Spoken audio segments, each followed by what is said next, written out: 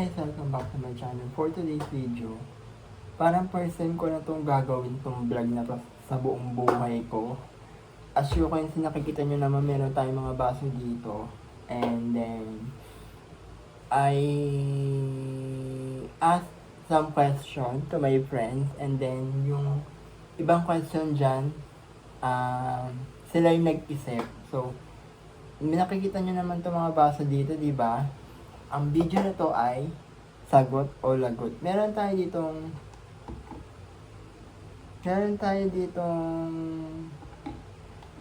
fish sauce. Meron tayo ditong suka. Meron tayo ditong hot sauce ng kikiam na maanghang. And then meron tayong ditong soy sauce. Meron tayong sibuyas. And then, meron tayong sesame oil. Oh my God. Kaya ko ba to? And then, meron tayong pundador. Kaya ko ba to? And then, may mga questions. So, pipili tayo dito. Na una nating question na kung sasagutin ba natin siya o hindi natin sasagutin. Kapag hindi natin sinagot, iinom tayo ng mga dito. Mga nakalagay sa baso. So, ang first question na kinakabahan ako. Pero bago yan, don't forget to subscribe, click the notification bell para updated ka sa aking channel. So, nag-promote pa. Kinakabahan ako dito. My God. Ayan. First, sige, pipili tayo ng question. Anong una natin question? First question. Non-traidor ka na ba ng kaibigan? Well, actually, never po ako ng traidor ng kaibigan. Never po ako nanarantado ng kaibigan. Mabait po akong kaibigan. So, swerte ng mga kaibigan ko sa akin kasi meron silang katulad ko. Maganda, bait, pagmahal, at ready ko silang ipagtanggol. Never po akong ng traidor ng kaibigan. Yun, sinagot ko ha.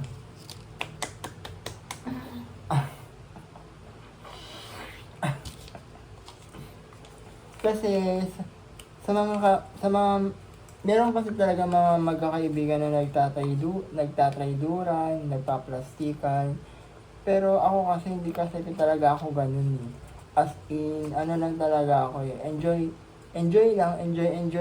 Kung merong gusto sa akin, okay lang. Kung wala, di okay lang din, di ba? So, hindi naman ako namili ng mga kaibigan. Friendly nga ako eh. Sa mga kaibigan ko dyan, friendly ba ako? Type your answer. Okay, next na. Next question para matapos na tong vlog na to. Ayan. Kung lulubog ang barko, sino ang pipiliin mo? Si RA? Si Ate RA? O si Ryan? Kung lulubog man yung barko, siguro, wala akong pipili. Kung lulubog man ang barko, siguro, silang dalawa yung pipiliin ko. Siyempre, kahit di ako marunong lumangoy, basta masagip ko lang yung dalawa na yan, sasagipin ko talaga yan. Kasi mahal ko sila. Oo, mahal ko yung dalawa na yan. Oo. Sasagipin ko sila. Abot ng aking makakaya, si Ate RA at saka si Ryan, kabibi. Sasagipin ko kayong dalawa kapag lumubog ang barko. Pero kapag si Jerry Boy, ang Junel, ang lumubog sa barko, wag na lang. Oo, wag na lang, no? Kung silang dalawa lang, no? Wag na lang. Okay na to. Okay lang ko rin si Ate RA, si Kuya M, si Kenzie, si Omansky, si Diary. Basta wag yan si Jerry Boy at saka si Junel. Oo. Ayan si Jonel at saka si Jerry Boy. Mukha ni Jonel. Mukha ni Jerry Boy. Ayun, sasagipin ko si Ate Ari at saka si Kabibi Ryan. No, pagkakaligin Kabibi, ako na ito. Next question. Sino ang idol mo sa YouTube? Oh my God. Actually, ang idol ko sa YT, tatlo sila. Tatlo sila. Ay, apat pala sila. Pang number 4, si Dyrus. Si Kenzie. Si Kuya M at saka si Ate R.A. Why? Kasi sa itong mga tao na to is sobrang magaling sila mag-advise. Sobrang nag-aano talaga sila, parang ano yung tawag dun? Parang ano sila, parang matured sila mag-isip. Talagang matured naman talaga sila. Pero ang galing nila mag-advise pagdating sa mga payo, sa mga ganun-ganun, sa mga love life. Pero si Kuya ay magaling yan sa mag-advise sa mga love life. Ayan, si Kuya M. Siyempre, King of Real Talk na si Kuya. Tsaka si Ate R.A., Lord Skin, si Diary. Ayun, magaling sila. Parang wala pa ako nababawasan dito ha. Sana meron na. Sino ang pinakahuling in-stock mo sa social media? Meron, pero ayaw kong sabihin kung sino. Iinumin ko na lang. Siguro ang iinumin ko,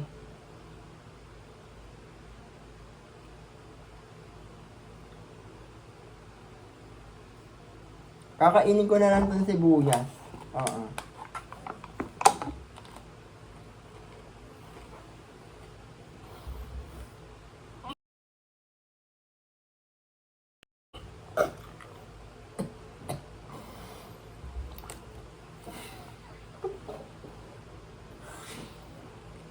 Gunggong.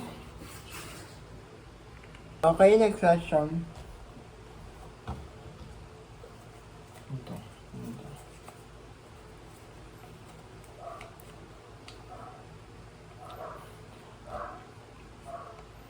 Live streamer na nagmamaganda. Marami kong kilala na live streamer na nagmamaganda, pero hindi ko sasabihin dito. Oo.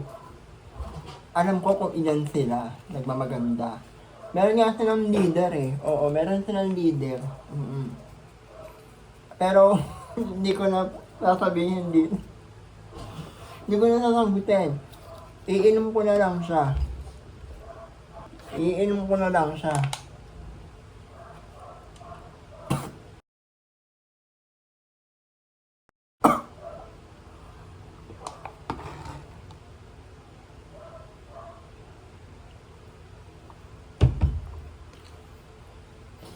Grabe naman itong empundador na to.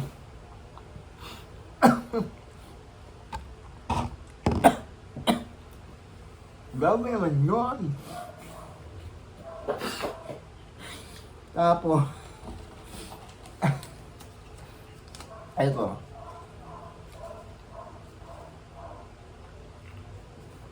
Kung bibigyan ka na 1 million, sino sa mga friends mo ang ibebenta mo? For me, wala.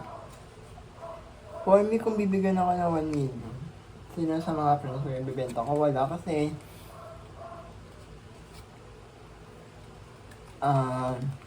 money can't buy happiness eh. Kahit kaibigan. For me, hindi ko ipagpapalit yung mga kaibigan ko sa 1 million. Hindi. Kasi ako kapag naging friends mo ko, talagang mamahalin kita, aalagaan kita, pagtatanggol kita. Pero pag binigyan ako ng 1 million, tapos ibibenta ko yung friend ko, hindi ako papayag. Hindi ko ipagpapalit yung kaibigan ko sa pera. Hindi ko ipagpapalit yung kaibigan ko sa pera.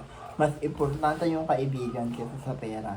Ayan, tulad yan sa Ate R.A., Kuya M, Ulf Kenzie, Omansky. Matagal na ako yung magkakaibigan yan, pero never kaming nagkaaway-away dahil sa pera. Alam nila yan. 2,000 years later. Okay, next question.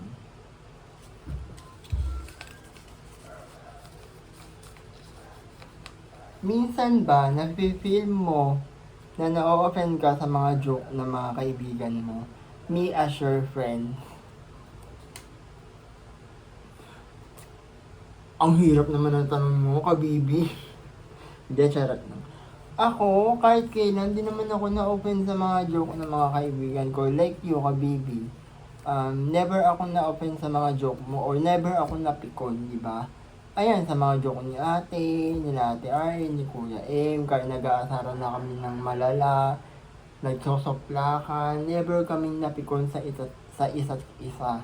Oo, kahit kami nila Lord Kenzie, ni Umansky, kahit nagbabatuhan kami ng mga joke, mga nakaka-open na salita, never akong napikon sa mga sinasabi nila sa akin. Dahil nga, kapagmahal akong kaibigan. So, ayun, never ako na-offend. Never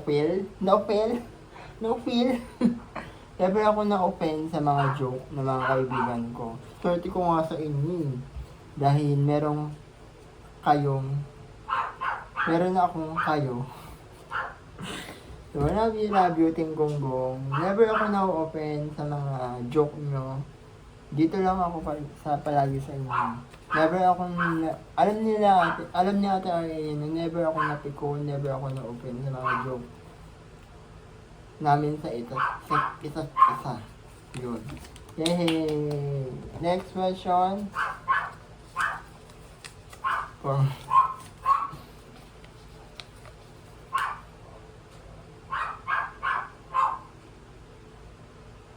Ay, hindi ko sasagutin. Hindi ko sasagutin to. Naranasan mo na bang mang-ghost?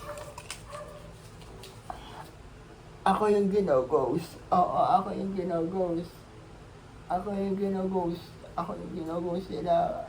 Ako yung gino-ghost. Ako yung iniiwan. Akala ko gusto nila ako, pero hindi pala. Sinagot. Akala ko gusto nila ako, pero hindi pala. Bakit ganon? Binigay ko naman lahat. Lahat. Hindi pa ba sapat? Gungo. Hindi ako nang go-ghost. Mostly ako yung gino-ghost. Dapat ang tanong dito, nabasted ka na ba? Oo, nabasted ako. Oo, binasted ako. Kilala niyo kung sino. Okay, next question. Ay, hindi ko ito sasagutin. Oo, matagal na itong tinatanong sa akin din eh. Pero,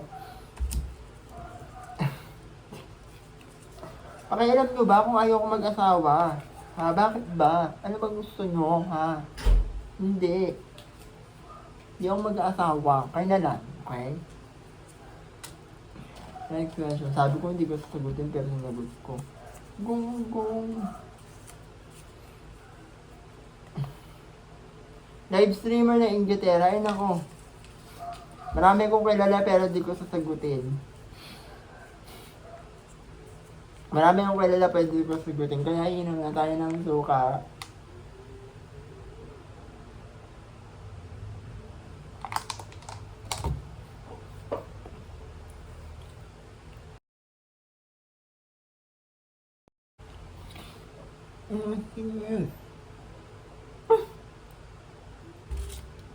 Oo, hindi ko nasagutin yun. Marami akong kilala na Inglaterra. Ano tanong mo?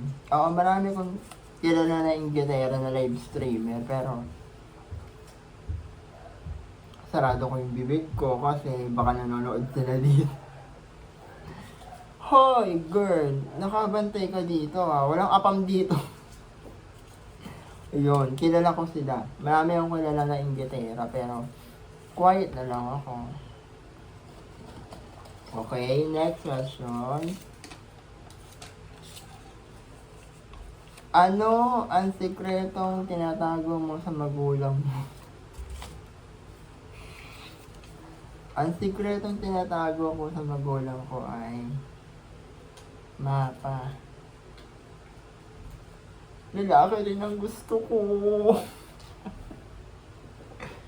Mapa. Lalaki rin ang gusto ko. Oo. Bakla ako. Hindi po ako. Lalaki rin po. Gwapo rin po yung gusto ko. Gwapo rin. Gwapo rin po yung gusto ko. Oo. Gwapo rin. Yung malakas. Malaki ang muscle. Malakas ang dating. Pogi. Shout out sa mga pogi dyan. Okay, next question. Marami pa to.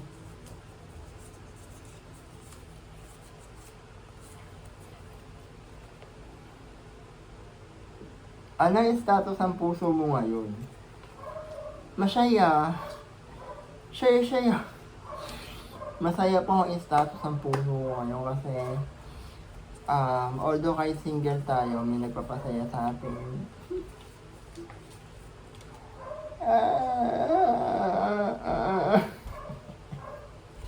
Oo, masaya tayo kahit single tayo. Next question, oo. Isang tanong, isang sagot. Lalaki ka ba o bading? Anong problema nyo sa bading, ha? Anong problema nyo? Ano ba problema nyo? Ha? Ano ba gusto nyo? Ako ay isang Darna. Oo, Darna. Tapos, okay, masaya. Ayun. Ayun nga. Kung ano man yung gender ko, siguro. Sa akin, masaya ako. Masaya. Saya. Ang saya. She. Ayan. Kung may tao kang gustong ipagtanggol, sino yun? Siyempre, meron akong 5 na gusto ipagtanggol. Siyempre, una yung family ko. Mga kapatid ko. Kasama na din yun. Gusto ko ipagtanggol si Kuya M. At gusto ko ipagtanggol si Kuya M. Si Rose Kenzie, si Omansi, syempre, si Kabibi. Syempre, number 1 si Ate R.A. Kasi sa mga hindi nagtatanong, si Ate R.A. po talaga ang palagi ko itong sinasabi, si Ate R.A. talaga yung tumanggap sa akin kung ano ako. Tumanggap sa community niya, tumanggap ng buo kong pagkatao si Ate R.A. talaga. Kaya thank you Ate R.A. Kung mapapanood mo naman itong vlog na to, sobrang thankful ako sa'yo kasi nakilala kita, naging friendship kita. So thank you Ate R.A. Garcia. Sabi ko nga, palagi ko nga sinasabi sa'yo, palagi kita ipagtatanggol sa mga bagay sa'yo. Kahit si Jereboy man yan, kahit si Junaid. Basta kahit mga basher mo, yung mga naiinggit sa'yo, dito lang ako sa'yo. Ate, thank you so much. Kanino live streamer ka na iinis? Hindi mo nga sasagutin dahil marami na akong kilala. Okay? Marami sila. Hindi mabilang. 7 po, bibo, hindi mabilang. Okay? Ano, si isa.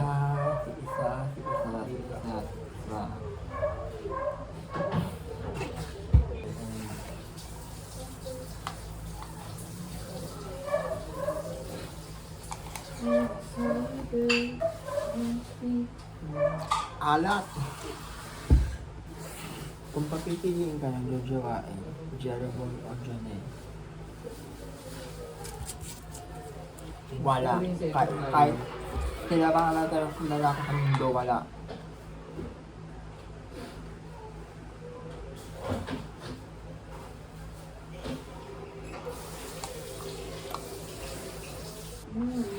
Ihulog ko pa sila sa bangon. Oo.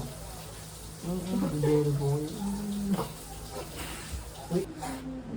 May plastic na live swimmer na kilala mo.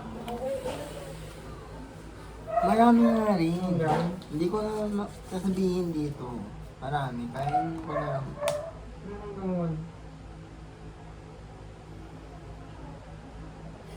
Bukas? Mga ganun mo. Ito yung iinumin ko. Ito na lang yung natira.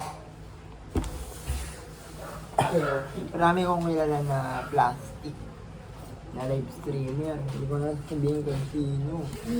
Kamagkabo ko ng pangalan nila. Ako pa yung masisi. Nabansagan ka ng sip-sip kay Ate R.E. Totoo bang sumisip-sip ka lang sa kanya? Parang ano naman itong question mo?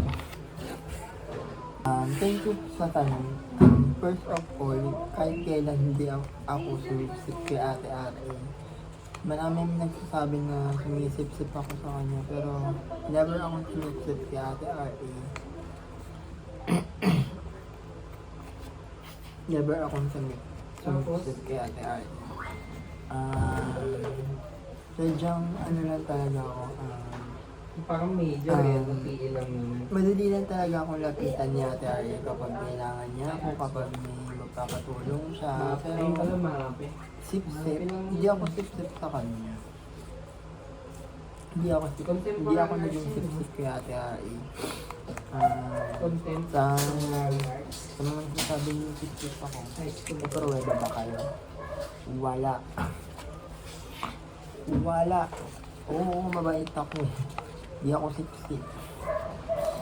Alam niya Ate R.E. yan, nag-change yung naman sa Kuya M, Tita Baby, The Diary, never akong sip-sip kay Ate R.E. Never talaga. Hindi ko talaga gawain yun. The word yung sip-sip, hindi ko talaga gawain yun. Kahit kailan, hindi. Hindi ko yung magagawa. Hindi ko ako sip-sip. Hindi. Never akong sumipsip sa isang tao. Never akong sumipsip kay Ate R.E. Alam niya yun. Alam niya Ate R.E. Na sobrang supportive ako sa kanya. Kaya tinutulungan ko siya. Ganun. Okay, kaya kami dalawa ni Ate R.E. sobrang malapit kami sa isa kasi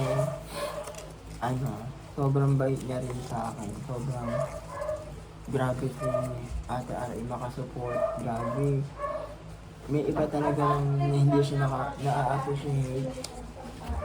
Sobrang grabe. Kung alam lang nila kung gano'ng kabait si Ate R.E. Sobrang down to earth ni Ate R.E. Sobrang grabe, mabait si Ate R.E. Hindi lang talaga siya na a-appreciate ng mga ibang tao na nambabas sa kanya. Kaya, ate, kahit anong nangyari, hindi kita iwan, dito lang ako. Baka maiyak ka pa. Thank you sa friendship na almost 5 years and counting. Ayun.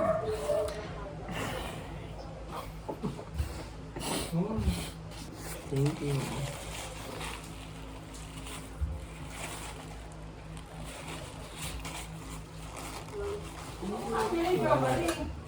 Thank you.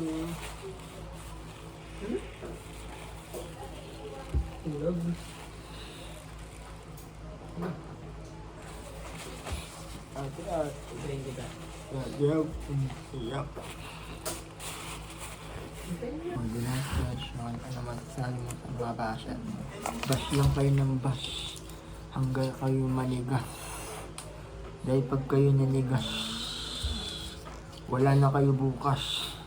Sige na. Yan, bash lang kayo ng bash hanggang kayo manigas. Dahil pag kayo nanigas, wala na kayo bukas. Bash yan ng bash. Wala kayo maligas. Kapag kayo maligas, wala na kayo bukas. Thank you for watching. Bye!